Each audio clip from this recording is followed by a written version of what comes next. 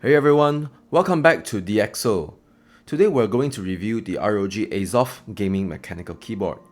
The ROG Azoth has been a talk of the town among the keyboard community since it was announced back in CES 2023.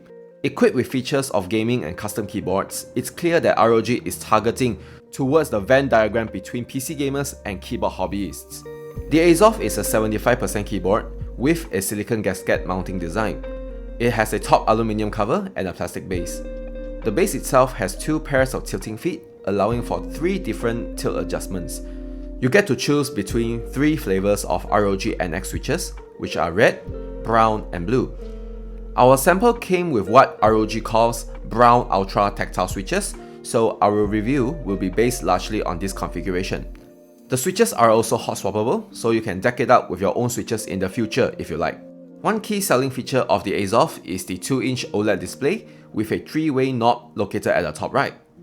It can display your system info, music visualizer, setting indicators, and your own custom animations. The knob is also intuitive to use. Pressing a button allows you to toggle between settings, and you only need to flick and press the knob to adjust your settings. It also has 3-way connectivity, allowing you to connect via USB, Bluetooth, and the included wireless dongle. In terms of accessories, ROG has included pretty much everything you need to modify the keyboard. You get a lube station, albeit a bit on the small side, keyboard lube, a brush, keycap and switch removers, on top of the standard accessories you would find in a hot-swappable keyboard. So, how does it feel to type? While it has a silicon gasket mount, the typing feel is more towards the stiff side.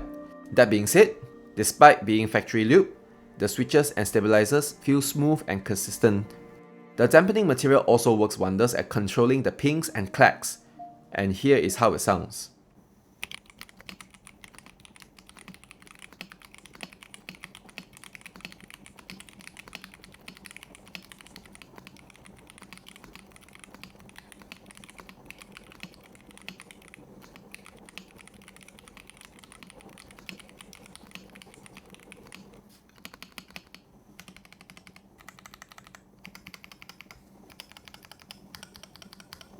Now, my only nitpick with this would be the keycaps.